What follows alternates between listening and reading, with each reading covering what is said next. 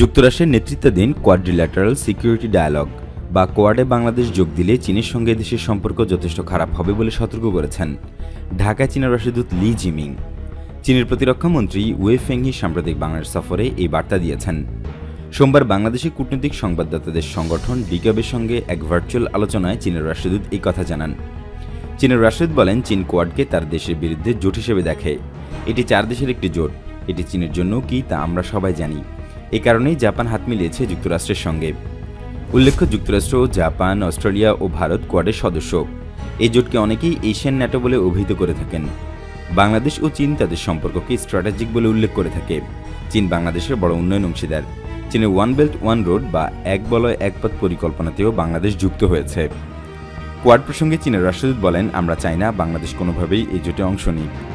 রাষ্ট্রদূত আরও বলেন, ইতিহাসে বারবার প্রমাণিত হয়েছে যে এ ধরনের অংশীদারি আমাদের প্রতিবেশীদের নিজেদের সামাজিক, অর্থনৈতিক উন্নয়ন ও জনগণের মঙ্গলকে নিশ্চিতভাবে ব্যাহত করে। কোনো সামরিক জোটে বাংলাদেশের অংশগ্রহণের সম্ভাবনা প্রসঙ্গে পররাষ্ট্রমন্ত্রী ডক্টর এ কে আব্দুল মোমেন জানান, সবার সঙ্গে বন্ধুত্ব, কারোর সঙ্গে বৈরিতা নয়।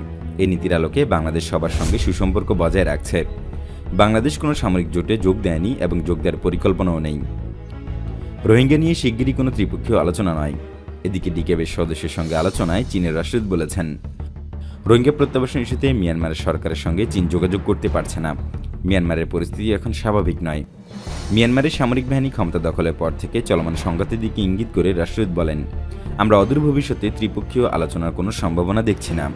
অপর এক প্রশ্নের জবাবে চীনের রাষ্ট্রদূত বলেন, ফিজিবিলিটি স্টাডির রিপোর্ট পেলে তিস্তা নদী ব্যবস্থাপনা প্রকল্পে সক্রিয় হওয়ার ব্যাপারে চীন আন্তরিকভাবে বিবেচনা করবে। তিনি জানান, চীনের প্রস্তাব পাঠানোর আগে বাংলাদেশের উচিত সমীক্ষা প্রতিবেদন সম্পূর্ণ করা। চীনের রাষ্ট্রদূতের বক্তব্যে বিস্ময়। বাংলাদেশ কোয়াডে যোগ দেয়নি, যোগ দেওয়ার বিষয়ে আগ্রহ দেখায়নি। কিন্তু ঢাকায় বসে চীনের রাষ্ট্রদূত কোয়াডে যোগ দেওয়া প্রসঙ্গে রীতিমতো যে হুমকি দিলেন তাতে কূটনৈতিক ও বিশেষজ্ঞ মহল রীতিমতো বিস্মিত।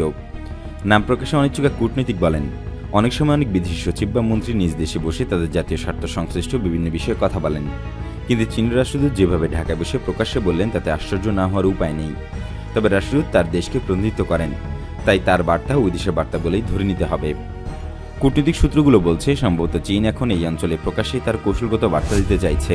আর সেই বার্তাটি হলো, স্বার্থ ক্ষুণ্ণ হলে চীন তার প্রতিক্রিয়া দেখাবে। রাষ্ট্রদূতের এভাবে বলাটা অনেকটা আগ্রাসী। চীনের ভূমিকা বদলাচ্ছে, এমন ইঙ্গিত মিলেছে রাষ্ট্রদূতের বক্তব্যে।